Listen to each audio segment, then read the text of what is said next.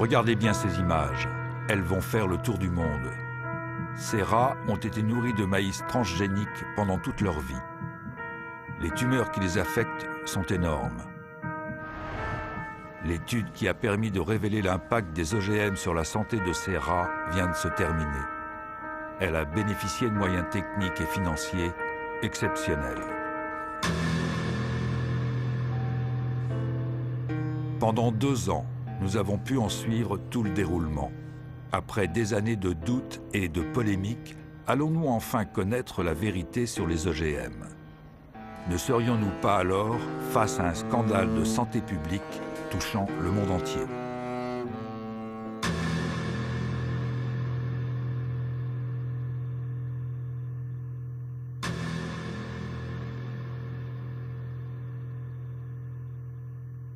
C'est la plus longue et la plus détaillée des études à ce jour sur un OGM. Et aussi, nous avons fait une autre étude en même temps. C'est sur le principal pesticide du monde, le Roundup. C'est un herbicide, il fait partie de la principale catégorie des pesticides. Les causes de mortalité en noir correspondent aux animaux qui ont de la souffrance. Autrement dit, on sait qu'ils sont morts parce qu'ils avaient des tumeurs qui dépassaient 25% du poids du corps, parce qu'ils maigrissaient de plus de 25% ou qu'ils restaient prostrés dans leur cage ou qu'ils avaient des hémorragies graves, avec un phénomène qui est 3 à 4 fois plus important pour les rats qui mangent des OGM ou des OGM au Roundup pour certaines doses. C'est terrible de disposer d'études de ce genre et de laisser continuer à faire les choses comme on est en train de les faire. Ben oui. Ça, c'est le premier point, parce que c'est quand même terrifiant. Donc, toute l'urgence qu'il y a à publier. Oui, Au printemps 2010, la Fondation Charles-Léopold Mayer nous avait parlé d'une étude en cours qui allait démontrer de manière scientifique, donc inattaquable, la toxicité des OGM. C'était une information extraordinaire qui permettrait de mettre fin, une fois pour toutes, à 15 ans de polémique. Impressionnés par les premiers résultats, nous acceptons de garder le secret, le temps que l'étude s'achève et qu'elle soit rendue publique. Pourtant, très vite, une question nous taraude. Des centaines de travaux ont déjà été publiés sur le sujet. Beaucoup concluent que les OGM sont aussi sûrs que leur contrepartie non-OGM. Comment peut-il exister des opinions si contradictoires sur un même sujet? Pour en savoir plus, nous décidons de nous rendre à l'université de Caen, là où tout a commencé. On a un vrai problème, tant pour les OGM que pour les pesticides, c'est que depuis 50 ans, toutes les études ont été faites par les industriels et que de plus, on n'a pas accès à ces analyses de sang facilement.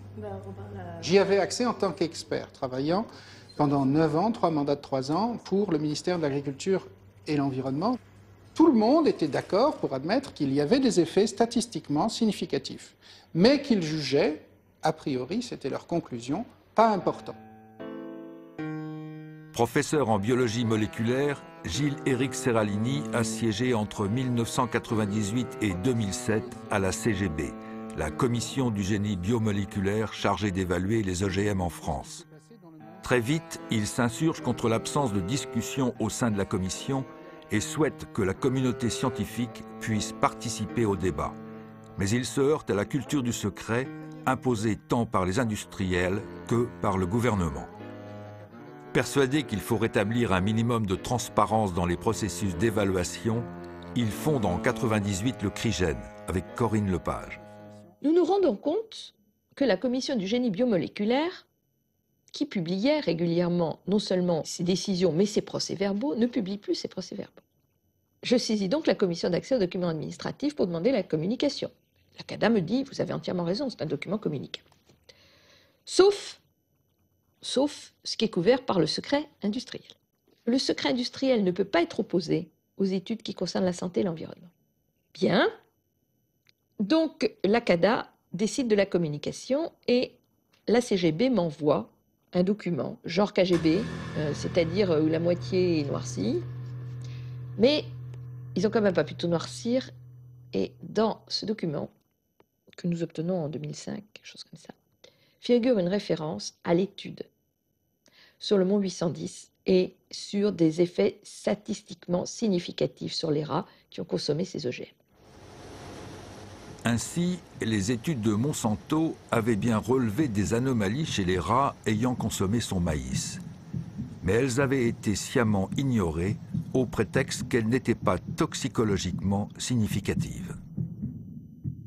Eh bien, ça n'a pas d'effet pathologique parce que tout ceci repose sur deux idées qui sont admises par la communauté scientifique aujourd'hui, qui sont les suivants. Premièrement, pour que les résultats soient pathologiquement significatif, il faut une évolution parallèle des mâles et des femelles. S'il n'y a pas cette évolution parallèle, ce n'est pas pris en compte. Or, pour nos rats et nos rates, sur le poids, par exemple, des animaux, les rates ont grossi, les rats ont maigri.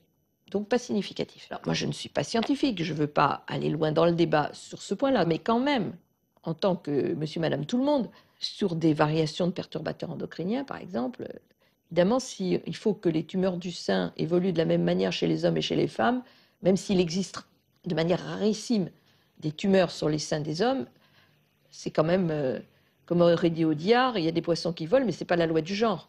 Il est très grave d'avoir une sous-interprétation de ces effets, et j'ai peur que ça ne soit encore plus grave que ce que je dis, parce que Monsanto a admis que ces critères laxistes qui consistaient à dire bah non, c'est pas la même chose chez mâle et femelle, donc c'est pas grave, il l'avait appliqué depuis 50 ans pour les pesticides, les médicaments et d'autres produits industriels. Mais que savons-nous au juste sur les OGM? Pas grand-chose en fait. Nous raisonnons tous au son des prises de position, des catastrophes annoncées, restant sensibles aussi bien aux rapports officiels rassurants qu'aux images des faucheurs arrachant des pieds de maïs OGM. Qui croire alors? Une chose est sûre. Un débat apaisé semble impossible entre partisans et opposants à cette technologie.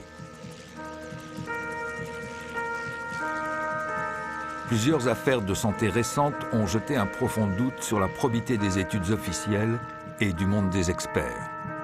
Quand pourrons-nous bénéficier d'une étude qui permettrait de mettre fin à nos incertitudes sur les OGM?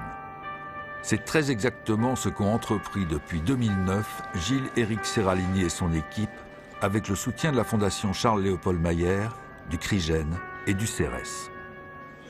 Donc l'idée est assez vite venue de faire soi-même les tests. Il était important de pouvoir contrôler ces protocoles pour avoir un nombre suffisant d'animaux, pour avoir un nombre suffisant de temps pour étudier les paramètres. Le problème, c'est que d'avoir 200 rats qui soient mis au laboratoire pendant 2 ans, d'avoir 6-8 personnes qui s'occupent de faire toutes les analyses, de prendre tous les prélèvements, de regarder toutes les tumeurs s'il y a lieu, c'est très cher. C'est de l'ordre du million d'euros ou de double. Et les industriels font ça en série, donc ils ont des laboratoires qui sont ad hoc pour eux. Faire ça par un laboratoire indépendant et agréé, c'est absolument exceptionnel. C'est la première fois que l'on fait des études sur 2 ans sur des OGM. Ça, c'est déjà la grande différence. En plus de ça, on a essayé justement d'évaluer le maximum de paramètres biochimiques et biologiques possibles, avec des prises de sang itératives, des prises de poids, des analyses d'urine. On étudie les paramètres hépatiques, les paramètres urinaires, les paramètres sanguins, tous ceux qu'on peut étudier, les paramètres hormonaux qui n'ont jamais été étudiés non plus dans les précédentes études. Donc c'est vraiment une première mondiale. Jusqu'ici, le maïs NK603, l'OGM retenu pour cette étude, n'avait été testé que pendant 3 mois, sous le seul contrôle de son fabricant, Monsanto. Quant au Roundup, également produit par la multinationale et utilisé pour la culture du maïs, seul son principe actif, le glyphosate, avait été évalué et non sa formule complète. Or, pour permettre au principe actif de pénétrer dans les cellules de la plante, l'industriel utilise des adjuvants qui peuvent parfois se révéler plus nocifs que le glyphosate lui-même. Le but est double, à la fois de mener les études comme elles doivent être menées selon les normes internationales, mais pas en les lisant de manière la plus laxiste possible, comme font certains industriels, mais en les lisant de manière la plus rigoureuse possible. Et deuxièmement, de savoir effectivement s'il y a des effets secondaires. Mais comment peut-on le savoir sinon en donnant ça à des animaux et en mesurant tous les paramètres sanguins et en regardant tous leurs organes finement? Si cela n'avait jamais été fait, alors sur quoi se basent nos hommes politiques pour prendre leurs décisions? Peut-être devriez-vous vous interroger sur les informations dont ils disposent, l'usage qu'ils en font, comment ils les obtiennent. Pour le savoir, nous nous rendons à Bruxelles, puisque c'est ici que sont accordées pour l'Europe toutes les autorisations de mise en culture ou de mise sur le marché des plantes génétiquement modifiées. C'est l'EFSA, l'Agence européenne de sécurité sanitaire des aliments, qui est chargée de l'évaluation des OGM pour les 27 pays européens. Entre 2002 et 2009, elle a rendu 42 avis sur des OGM, tous positifs. C'est celui qui va commercialiser le produit, qui doit apporter la preuve de son innocuité et qui doit fournir les données. C'est lui qui supporte la charge financière de produire les études et les données, et ce n'est pas le contribuable, donc la ressource budgétaire publique qui le fait. Ça ne veut pas dire que l'EFSA prend les données pour solde de tout compte et se contente, entre guillemets, de les bénir. C'est justement ça la valeur ajoutée de l'autorité européenne. C'est qu'on va s'assurer de la qualité de la méthodologie qui a été utilisée, de sa conformité à ce qu'on appelle les bonnes pratiques de laboratoire, de la qualité des résultats, du traitement statistique, et qu'à tous les niveaux, sur tous ces aspects-là, nous sommes en mesure de demander des données, des informations complémentaires à la compagnie, afin de s'assurer que nous prenons des avis sur une base qui est solide.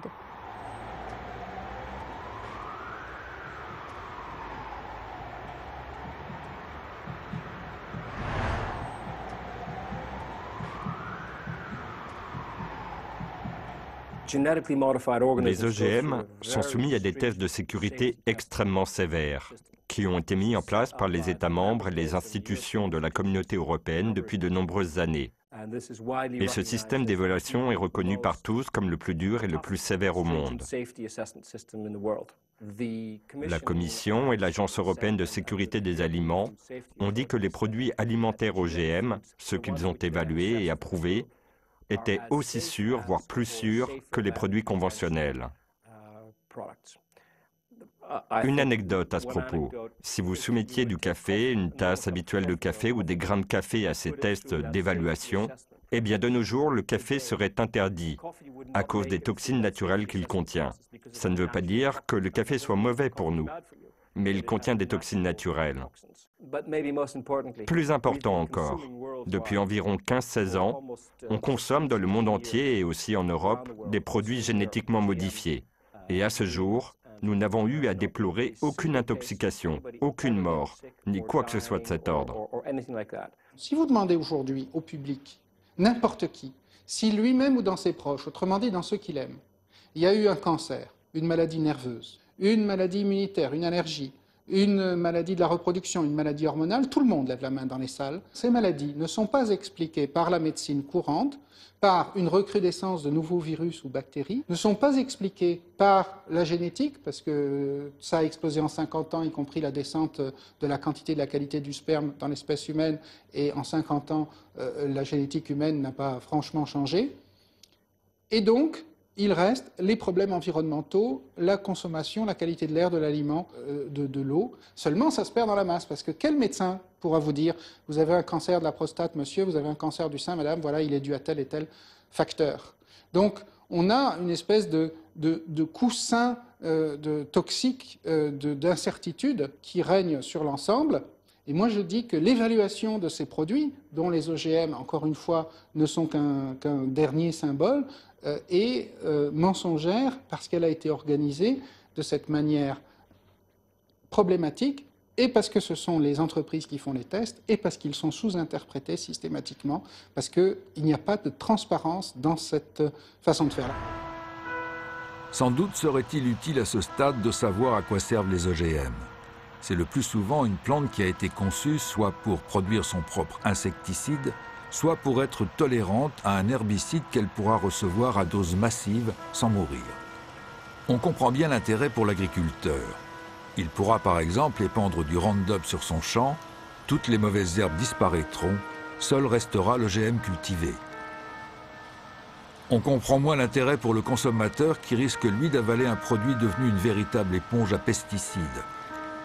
D'où l'importance de pouvoir évaluer l'OGM lui-même, l'OGM et les résidus qu'il contient, et le pesticide seul.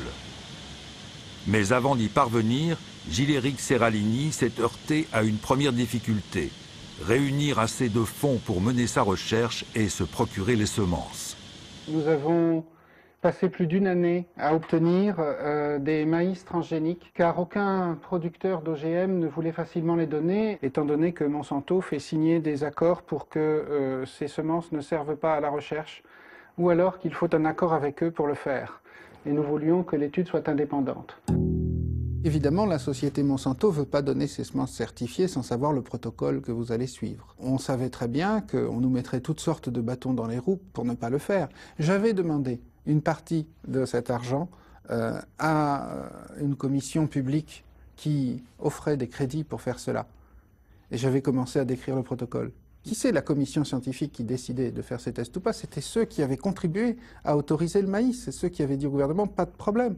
Évidemment que ces gens-là, ils ne voulaient pas qu'on découvre ce qu'ils avaient fait. Donc ils ont mis tous les bâtons dans les roues pour que ça ne soit pas fait. Donc passer par le gouvernement pour avoir les semences certifiées, on a essayé, mais sans succès pour ces raisons. Passer par la compagnie, c'est des produits privés, brevetés, vous n'avez pas le droit de faire des protocoles recherche sans avoir une collaboration avec nous. Je leur ai dit que j'étais ouvert à tester ça de manière indépendante, avec un comité contradictoire, etc.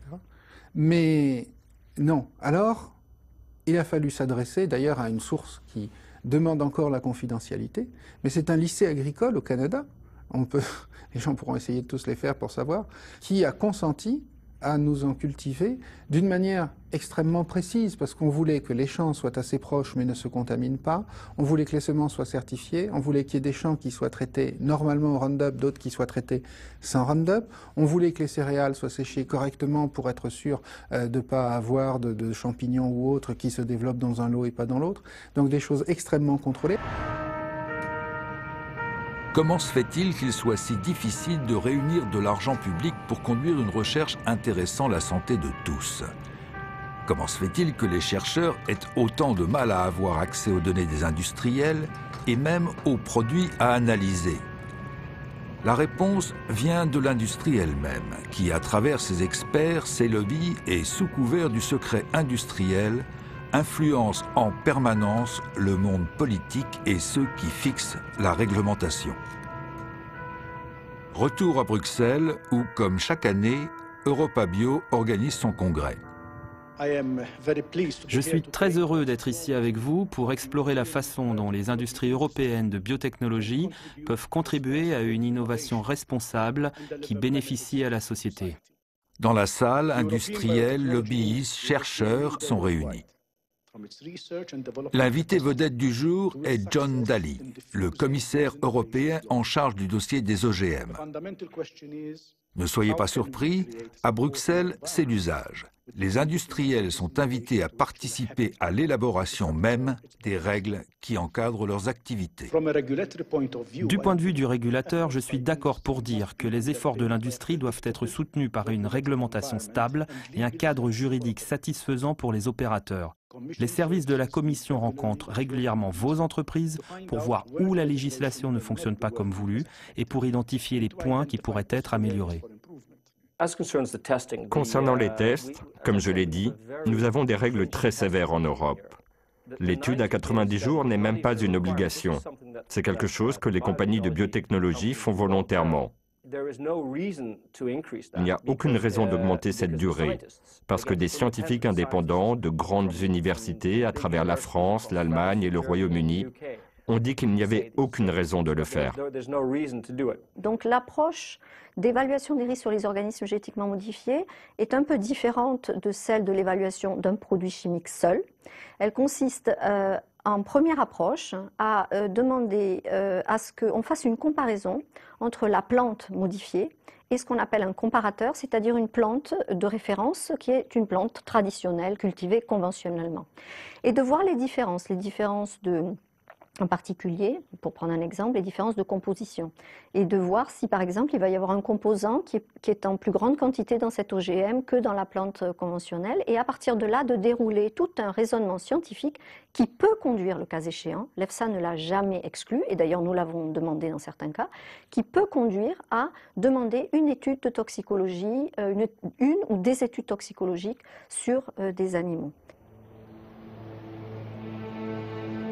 Ce principe fait que si l'on ne voit pas de différence majeure dans la composition des deux plantes, mis à part bien sûr la protéine fabriquée par le gène inséré, on déclare ces plantes substantiellement équivalentes.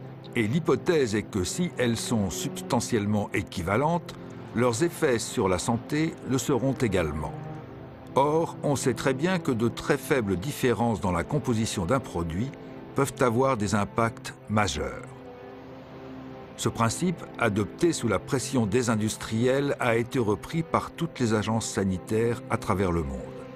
Un maïs restant toujours un maïs, c'est le moyen le plus simple qu'ont trouvé de nombreux industriels pour éviter d'avoir à faire des tests longs, coûteux et dont ils ne sont jamais sûrs de maîtriser totalement les résultats.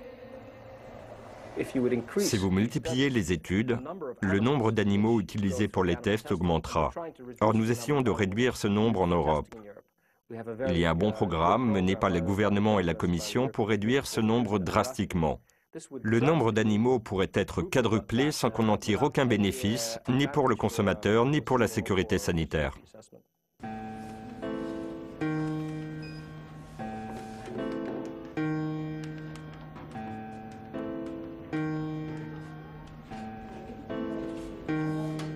Ces règles, elles n'imposent pas.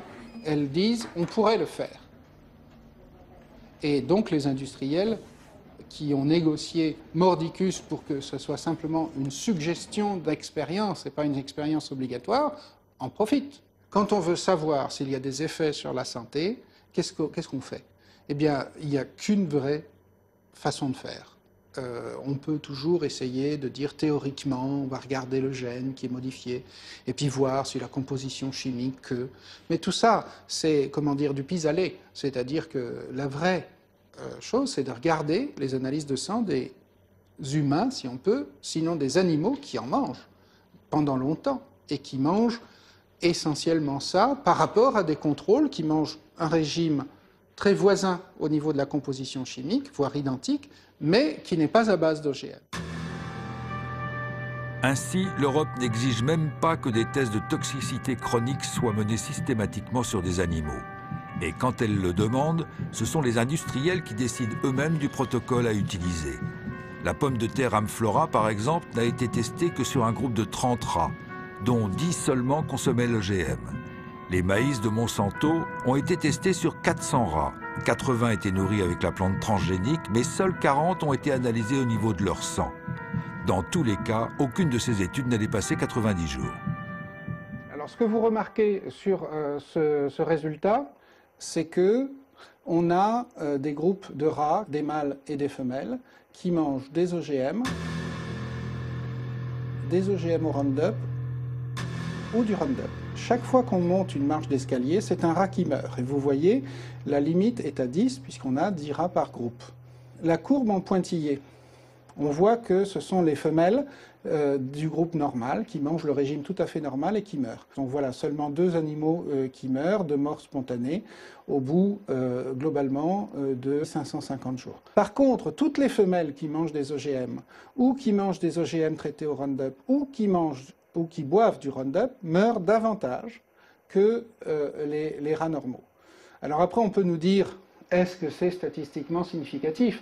Nous, ce qui nous intéresse, c'est que là, on meurt 6 fois plus dans ce groupe-là que chez les contrôles. Donc on a une augmentation de 600%. Il n'y a même plus besoin en biologie ou en médecine de statistiques à ce niveau. Il y a un effet OGM, il y a un effet Roundup. Oui, mais pas d'effet synergique. Il n'y a pas d'effet synergique. En tout cas, pas tout au moins dans cette étude. Ouais. Parce qu'après, ça peut dépendre de l'effet additif. L'effet additif. Alors là, on parle de la mortalité. Hein. On va voir que c'est différent pour les tumeurs, c'est différent pour les paramètres biochimiques. Mais pour la mortalité, c'est ainsi. Vous voyez que là, par exemple, on meurt avec des OGM à une certaine dose. Là aussi, ça n'est pas non plus en fonction de la dose la plus forte. C'est une dose équilibrée dans le régime. Donc c'est pas un effet qui est réellement comme du cyanure proportionnel à la dose. C'est un effet qui, étant donné qu'il est différent chez les mâles et les femelles, et passe sans doute par les hormones. Un point important à soulever quand même pour la compréhension, c'est que vous savez que toutes les études faites sur des rats sont des études faites sur 3 mois, et comme par hasard, là on ne voit aucun trouble apparaître avant 3 mois, les premiers troubles apparaissent au 4e mois. Ça c'est fondamental. Ça veut dire que des études sur 3 mois ne servent à rien, exactement, si ce n'est à donner de bonne conscience et à faire avaler des produits potentiellement toxiques. Ce qu'écrit l'EFSA exactement, c'est que 80%, 75 à 80% des effets qu'on voit à 6 mois ou 2 ans, rétrospectivement, on peut en trouver les premiers signes à 3 mois. Les industriels se servent de cet argument pour dire « faisons bien les tests à court terme à 3 mois et ça suffira ». Sauf que, primo, ils ne font pas bien les tests à 3 mois et souvent ça manque. Et secondo, quand justement on voit des signes, ils devraient prolonger ces tests. Donc en fait, de toute façon, on peut toujours passer à côté de problèmes, et c'est ce que va souligner l'EFSA en disant « mais il n'y a que 75% des effets chroniques qui vont se voir à 3 mois ». Et donc, ne serait-ce que pour cette raison, on devrait continuer, tandis que les agences européennes ou nationales nous disent c'est imposer une grille économique trop forte aux industriels. À ce moment-là, on ne ferait rien du tout, donc laissons faire le marché, et puis après, on aura de la biovigilance, le cas échéant, on va corriger après coup. On ne peut pas attendre encore 100 ans et continuer à faire des études sur ce que pourraient être les effets des OGM. Si nous disons « nous ne cultivons pas d'OGM en Europe », alors il sera très difficile de dire comment nous pouvons analyser les effets des OGM sur le long terme. Donc, nous sommes devant le fameux syndrome de l'œuf et de la poule. Qu'est-ce que vous faites en premier ? Donc, je crois qu'il faut rester très vigilant sur notre évaluation des OGM. Et je crois aussi que nous devons prendre en considération toutes les données disponibles, pas seulement pour mettre en place un système de surveillance très strict qui nous permettra de déterminer, au cas où quelque chose se passe sur le terrain, comment réagir immédiatement, mais aussi pour nous permettre de faire avancer la science et continuer à récolter des informations sur ce qui se passe exactement dans le domaine des OGM. Avant Gil-Éric Seralini, d'autres chercheurs comme Pusztai en Grande-Bretagne ou Velimorov en Autriche avaient tenté d'étudier l'éventuelle toxicité des OGM sur la santé.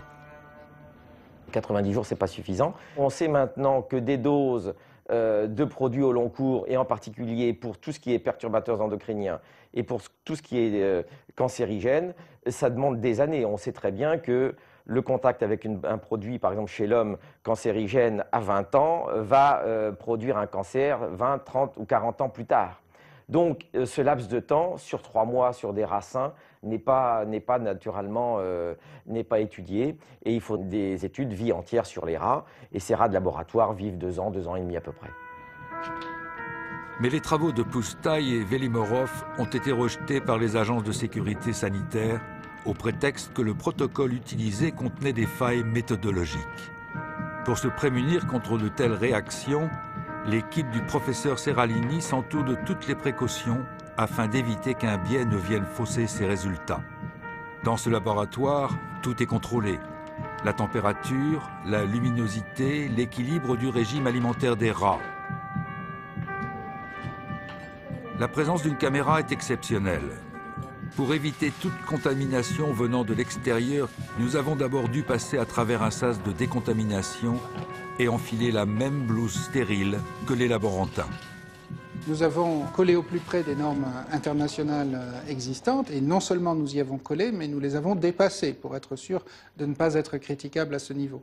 Alors ces protocoles consistent à prendre par exemple dans notre cas 200 rats, à les prendre homogènes, vérifier au niveau génétique, au niveau bactérien, au niveau viral, les répartir dans des cages et les pucer, c'est-à-dire avoir des puces électroniques qui les identifient, de manière à ce que le personnel lui-même ne sache pas ni quel est le traitement, ni quel est le rat exactement dans quel groupe de traitement il est. C'est une étude menée en double aveugle, c'est-à-dire que personne dans le personnel ne sait à la fois quels sont les rats, avec quoi ils sont nourris. Quand on teste des médicaments pour l'homme, ces études sont faites aussi en double aveugle, pour qu'il n'y ait aucune possibilité de manipulation, entre guillemets, en cours d'étude. Le laboratoire où se déroule l'expérience ne dépend pas de l'université de Caen. C'est un laboratoire agréé, spécialisé dans ce type d'études pour l'industrie chimique ou pharmaceutique. Ses clients peuvent donc parfaitement être ces mêmes compagnies qui produisent les OGM. Paranoïa ou prudence indispensable, le lieu sera tenu secret durant toute la durée de l'étude, afin d'éviter que des pressions, voire des menaces, ne soient exercées. Il y avait déjà eu des études, mais ce sont des études, par exemple, de nutrition sur gros mammifères, par exemple sur vaches, mais 2 ans de la vie d'une vache ou d'une chèvre, c'est seulement quelques mois de la vie d'un rat. Hein. Donc il faut parler d'études non pas de 2 ans, mais d'études vie entière. Et là, on va voir que c'est aussi long que la vie des animaux. Et quand on a des études de vie entière, il s'agit non pas simplement de mesurer la carcasse, le poids des animaux, comment ils survivent, mais il s'agit de mesurer tous les paramètres sanguins et tous les paramètres qui sont au niveau des organes. Et donc là, c'est la plus longue et la plus détaillée des études. Nous avons testé pour la première fois au monde, c'est l'OGM seul, l'OGM avec du Roundup et le Roundup dans sa formulation, c'est-à-dire tel que ça n'avait jamais été testé, tel que les agriculteurs l'utilisent ou tel qu'il peut rentrer dans les aliments. Alors pourquoi ça n'avait jamais été testé? Parce que les compagnies, elles faisaient leurs tests soit avec de l'OGM traité au Roundup, comme il se doit, et donc on ne pouvait pas différencier l'effet OGM de l'effet Roundup, soit elles faisaient, sans le préciser, le test sur l'OGM. Il n'y avait pas vraiment de standard à ce niveau.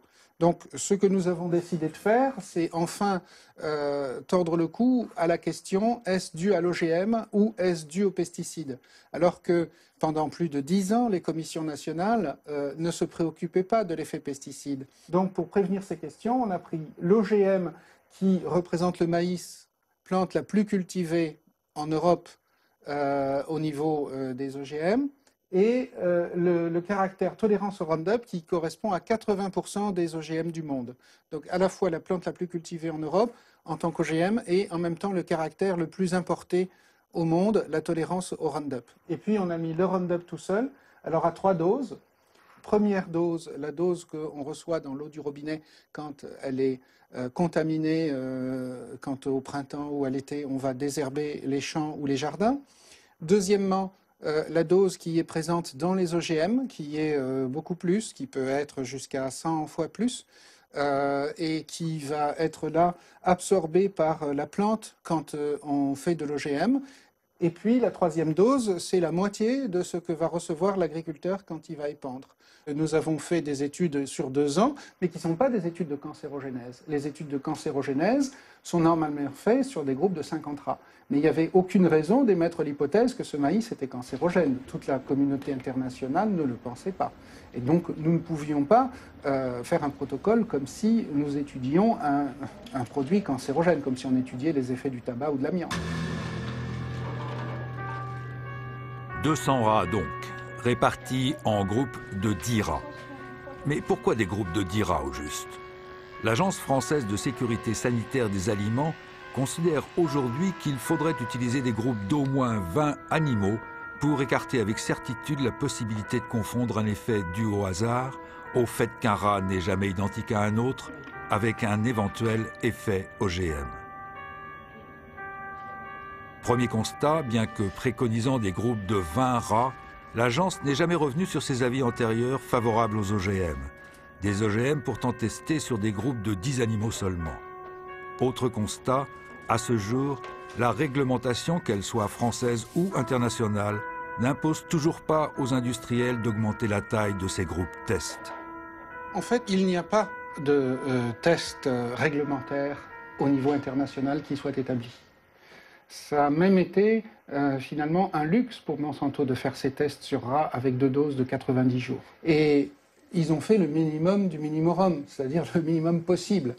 Quand moi j'ai demandé, j'étais alors sous le secret de la confidentialité pendant 9 ans, avec comme président de la commission Marc Fellous. Il me disait, mais non, mais c'est pas la peine d'aller plus loin, parce que vous comprenez, alors il y a en fait 3 arguments. Le premier, c'est, pauvres petits rats, on va sacrifier des rats pour rien. Alors, pourquoi le premier argument est idiot? Parce que qui c'est qui va dire qu'il vaut mieux sacrifier des enfants que des rats? Enfin, je veux dire, c'est criminel. Donc, il vaut mieux tester ça sur des rats. Deuxième argument, mais vous comprenez, de toute façon, on va faire de la surveillance après coup. Non, mais c'est se foutre de la gueule du monde, excusez-moi de l'expression, étant donné qu'il n'y a pas de traçabilité et qu'il n'y a pas d'épidémiologie. Dites-moi un seul registre dans le monde où on surveille ce qu'ont mangé les gens, OGM ou pas, et où on puisse rapprocher ça à une maladie. Vous savez que sur le continent nord-américain et sud-américain, il n'y a aucun étiquetage des OGM. Troisième argument, c'est de dire on n'est pas exposé à tout cela vie entière. Or, ça fait maintenant 15 ans que chacun mange des OGM tolérants au Roundup. À la demande des opposants, à la demande du public, il y a eu un très grand nombre d'analyses de toxicologie. Un très grand nombre. Le professeur Fellous fait partie de ces experts qui, après avoir eu à évaluer les OGM, en encouragent aujourd'hui l'usage. Classiquement, lorsque les autorités choisissent les scientifiques pour siéger dans les commissions, elles cherchent en général à nommer des spécialistes. Or, qui connaît mieux les OGM que ceux qui ont travaillé dans la recherche sur les biotechnologies et donc d'une manière directe ou indirecte avec les entreprises qui les ont développées? Mais les opposants disent oui, mais attention, moi j'ai fait une analyse plus sophistiquée et je vois une différence. Moi, personnellement, ma vision des choses, mais peut-être que je peux me tromper, mais ma vision des choses, si aujourd'hui avec les tests statistiques, on ne voit rien, on peut se dire, si on ne voit rien, mais comme on n'est jamais sûr des résultats à long terme à faible dose, on autorise sur l'alimentation sur le bétail et on regarde à long cours, sur 10 ans. Parce que ce que voudraient faire les anti-OGM, c'est on interdit, on fait des tests sur 10 ans, sur 5 ans, sur 4 ans, sur 10 ans. Mais c'est un travail énorme, avec des résultats qui vont être de plus en plus compliqués à analyser. Parce que c'est vrai que statistiquement, si vous êtes pour, vous tirerez dans le sens pour, si vous êtes contre, vous tirez dans le sens contre. Il n'y aura pas de solution. On voit toujours des différences. Toujours. On en verra toujours, et ça c'est la science. Mais les interpréter, est-ce qu'elles ont un sens biologique? C'est ça que, moi, ma principale critique aux analyses statistiques. Ce ne sont que des chiffres. Il faut qu'ils aient un sens biologique. Il faut que ça ait du sens. Sinon, c'est simplement comparer des chiffres entre des chiffres. Or, un organisme à qui on donne des OGM, c'est un organisme vivant, qui a une biologie, qui a un foie, qui a des reins. Et il faut regarder si ces différences ont un sens sur le fonctionnement du foie, des reins, du cœur, du cerveau. L'équipe du professeur Seralini a disséqué chacun des 200 rats pour analyser exactement ce qui affectait leurs organes. Le but, tenter de comprendre comment chacun des 3 régimes, OGM, OGM et Roundup seul, pouvait agir sur le métabolisme des animaux, particulièrement en ce qui concerne l'apparition de tumeurs qui, sans surprise, ne se développent seulement qu'après le 3e mois. Alors, le nombre de tumeurs palpables, bien visibles, qui apparaissent chez les animaux au cours de l'expérience sont représentés sur cette figure. Donc là, on a les rats qui ne reçoivent que des OGM face à ceux qui mangent une nourriture normale. Vous voyez qu'il y a très peu de mâles qui ont des tumeurs. Ils sont plus résistants pendant la durée du traitement. Donc, ce que nous remarquons sur ces figures, c'est que chaque fois qu'on monte une marche d'escalier, ce sont des grosses tumeurs qui font au moins 17 mm sur 17 mm, ce qui veut dire que pour le rat, pour montrer des photos, c'est énorme, hein, ça peut être l'équivalent d'une tumeur grosse comme ça chez l'homme, énorme. il se trouve qu'on a identifié chacune de ces tumeurs, et 94% des tumeurs sont des tumeurs dites mammaires, c'est-à-dire ce qui correspondrait à des tumeurs du sein chez la femelle. Donc là, il y a des tumeurs du rein chez les mâles, mais il y a aussi des tumeurs mammaires, ce qui est assez exceptionnel chez les mâles. Ça laisse soupçonner un effet hormonal. Et d'ailleurs, qui n'est pas dose dépendant. Le cancer, 60% des cancers du sein, en fait, dépendent de perturbations hormonales. Donc, en règle générale, les rats sont plus malades et il y a plus de problèmes au niveau hépatodigestif pour les mâles et des inflammations rénales en nombre, plus graves chez les rats traités aux OGM ou traités au Roundup ou aux OGM et Roundup. Et puis, chez les femelles, c'est, comme on l'a vu, les tumeurs mammaires qui ressortent, jusqu'à 20 problèmes sur 10 rats et là, 16 tumeurs sur 10 rats. Par contre, ce qu'on voit, c'est que l'effet n'est pas proportionnel à la dose, comme si déjà, avec la plus petite dose d'OGM, on avait saturé le système. Peut-être que quand on met une certaine quantité d'un métabolite, ça va activer un mécanisme toxique, et que quand on en met plus, ça active un mécanisme de détoxification de l'organisme qui n'était pas activé avant. Donc le phénomène est plus complexe que ce qu'on pourrait croire. En tout cas, on ne peut pas jeter ça à la poubelle parce que, soi-disant, il n'y a pas de proportionnalité des effets. La mortalité, c'est une chose, mais encore une fois, il faut avoir une vision globale sur l'ensemble des résultats. Mais pourquoi a-t-il fallu attendre si longtemps pour qu'une telle étude soit réalisée ? L'expérience du professeur Seralini ne doit-elle pas nous inciter à remettre en question les paradigmes sur lesquels s'appuie le génie génétique ? À nous interroger sur une science avide de débouchés techniques rapides, une science qui ne semblerait plus chercher la vérité, mais bien vouloir imposer la sienne, sans réfléchir au bouleversement qu'elle peut provoquer. D'ailleurs, ceux qui questionnent ces paradigmes dominants, comme Gilles-Éric Seralini, sont invariablement taxés d'obscurantisme. Accusé par le professeur Fellouz d'être un marchand de peur, il a défendu son honneur lors d'un procès en diffamation qu'il a gagné. On a en face de nous des opposants qui ne s'opposent pas aux données scientifiques, à la science, ils s'opposent à autre chose. Ce que j'appellerais, ce que je vous ai dit, de l'idéologie. Et là, la science, elle n'a pas son mot à dire là-dedans. On n'en parle pas. On n'est pas au même niveau de débat. Moi, je ne comprenais pas. Je venais de mon laboratoire où j'avais une certaine démarche scientifique. Je ne comprenais pas qu'il y avait des experts qui nous disaient non, 1 mois, ça ne suffit pas. Il nous faut 2 mois. Non, 2 mois, ça ne suffit pas. Oh, 3 mois. Non, 3 mois, ça ne suffit pas. Alors, c'était une course en avant. En fait, j'avais bien réalisé que ce n'était pas tellement le nombre de mois, c'est plus le... Mais qu'ils le disent. Qu'ils le disent. Au moins, les choses sont claires. On est en débat de société. On a un débat de société. Quelle société on veut aujourd'hui ? Est-ce qu'on veut une société où la technique est présente mais contrôlée, ou on veut une société sans technique ? Ou une société avec des techniques qui soient contrôlées par... c'est un peu ce qui passait à la Révolution, des comités citoyens. Voilà. C'est les comités citoyens qui décident de tout. C'est une drôle de façon de présenter les choses. Moi, je pense que la recherche est au service de la société. Et que donc, il n'y a pas de raison que ce ne soit pas la société qui indique aux chercheurs dans quelle direction. Alors évidemment, il y a malgré tout, et ça, pour moi, qui suis scientifique de formation, la recherche, c'est aussi comme l'art, on ne sait pas ce qu'on va trouver, on ne peut pas s'interdire d'avancer dans le domaine de la connaissance. Mais, encore une fois, créer des OGM, est-ce que c'est de la recherche ? Aller mettre des OGM dans des champs et mesurer simplement un transfert de gènes, est-ce que véritablement c'est de la recherche ? Est-ce qu'il y a d'autres types de recherche plus utiles ? Et qui doit le décider si ce n'est pas la société ? Quand on fabrique un OGM, ce n'est pas une recherche fondamentale. Bon, et moi je ne suis pas contre la recherche sur le principe des OGM, mais ça se fait dans des labos la recherche, ça ne se fait pas dans les champs. Et on est très loin de connaître assez de choses sur les plantes transgéniques pour s'autoriser à les disséminer dans la nature. Tout ça, ça doit se réfléchir à l'avance.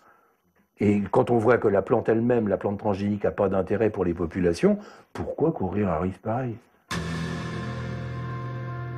Les pro-OGM présentent les biotechnologies comme un prolongement des techniques classiques d'amélioration des plantes. À les entendre, ils ne feraient rien d'autre que ce qu'ont fait avant eux les paysans. Cette technologie serait juste un moyen plus efficace et plus rapide d'obtenir le même résultat. De surcroît, elle permettrait de résoudre le problème de la faim dans le monde en apportant aux paysans des semences mieux adaptées au climat ou permettant d'obtenir de meilleurs rendements. Sauf que ce ne sont que de belles promesses qui n'ont toujours pas d'existence réelle dans les champs.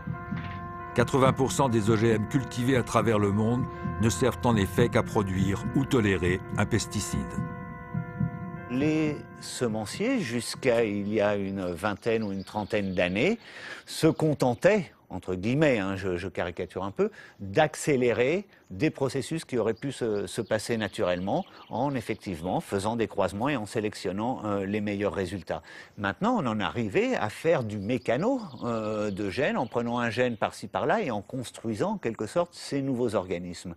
C'est pour moi radicalement nouveau parce qu'on casse d'une certaine façon la barrière d'espèce. Mais ce n'est pas seulement la barrière d'espèce, c'est de bricoler directement à l'intérieur du génome sans avoir idée des conséquences. Les Antilles aiment bien utiliser les ressorts de la pensée magique et ils vont vous dire on a transféré un gène de scorpion dans un soja, dans un maïs. C'est scandaleux, c'est horrible quoi, d'avoir fait une chose pareille. Alors qu'en fait, qu'est-ce qu'on a été prendre sur le plan biologique? C'est qu'on a été prendre une information simplement chez tel ou tel organisme pour transférer cette information dans une plante, information qu'elle n'avait pas.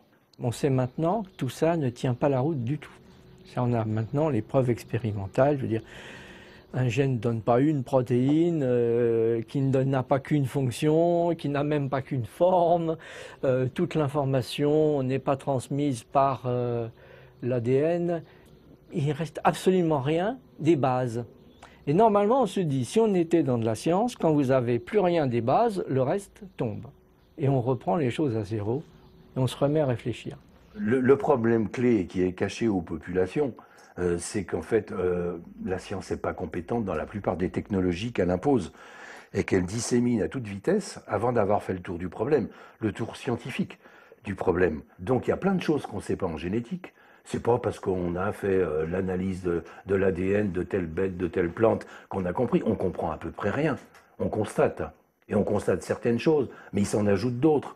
Donc un peu de modestie. Et il faudrait quand même, dans cette humilité, reconnaître qu'il est trop tôt pour balancer des produits tels que les plantes transgéniques dans la nature, parce qu'on ne sait pas bien. L'étude du professeur Seralini nous réserve une dernière surprise. Et celle-là est de taille. Alors que l'on pouvait soupçonner que la surmortalité des rats serait principalement due aux pesticides associés au maïs, il semblerait que l'étude ait mis en évidence pour la première fois au monde un effet dû à la transgénèse elle-même.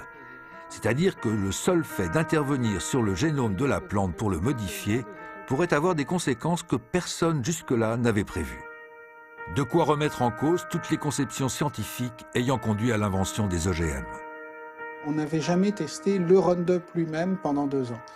Ceci dit, le Roundup, dans nos études cellulaires, montrait que les cellules de foie, d'embryon, de rein, de placenta, de cordon ombilical mouraient beaucoup plus vite. Donc on pouvait penser que ça donnait une toxicité sur l'organisme.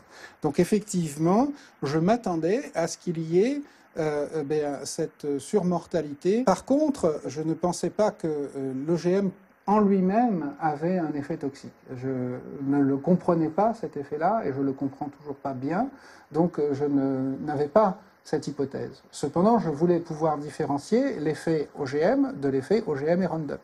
Donc là, on peut dire que globalement, on a cette surmortalité OGM et Roundup. Mais ma plus grande surprise, ça a été de constater cette surmortalité pour l'OGM tout seul, sans Roundup. C'est-à-dire que les OGM faisaient mourir plus vite et plus fort les femelles, et même certains mâles que le régime contrôle. Et donc, il y a là un effet qui peut être dû soit au gène de l'OGM qui s'est mal inséré dans la plante et qui a perturbé le reste, soit un effet métabolique secondaire. Chaque gène agit dans au moins une cinquantaine d'effets. Donc on n'a pas une relation univoque, on est dans un monde complexe et chaotique où un battement d'aile de papillon peut créer une tornade derrière de l'autre côté de la planète ou de l'autre côté de l'organisme. Et donc, le système est un système dit complexe, tout simplement parce qu'il n'y a pas de relation entre un gène et son effet. Ça veut dire qu'une modification d'une céréale ou d'un maïs OGM, en fonction des gènes insérés pour le transformer en OGM, peut avoir des résultats différents. C'est-à-dire que ce n'est pas parce que cet OGM-là à cet effet-là que tous en auront, et il y en a peut-être qui en ont bien plus d'effets. Ce qui est ça, c'est quand même marquant, c'est que c'est 7 OGM que mangent les Américains et 7 OGM que nous importons et que les agences européennes, y compris françaises, ont autorisé à l'importation et à la contamination de l'alimentation. Aujourd'hui, seuls 2 OGM, un maïs et une pomme de terre, sont cultivés dans quelques pays européens. Ce qui n'empêche pas 27 millions de tonnes de soja transgénique d'entrer chaque année dans les ports européens. Ce soja sert à nourrir nos animaux de boucherie, mais il entre aussi dans la composition de nombreux produits alimentaires. Nous, ce que nous voulons avec cette étude, c'est que, il y ait un moratoire parce que c'est assez grave pour dire, écoutez, on ne va pas manger ça sans le savoir. Et le problème, c'est qu'on a importé tout et n'importe quoi, ou qu'on a cultivé tout et n'importe quoi aux États-Unis. Et 2, que d'autres études soient refaites et qu'on oblige tous les producteurs d'OGM à refaire ce type d'études avant d'exercer leur commerce. Un moratoire suspendant la culture des OGM a été adopté par la plupart des pays européens, dont la France. Au vu des résultats de l'étude du CRIGEN, il serait peut-être temps de l'étendre à tous les OGM agricoles alimentaires. Pour établir une vérité définitive en science, il faut des équipes, du temps, des moyens. Trop cher, trop long, diront certains.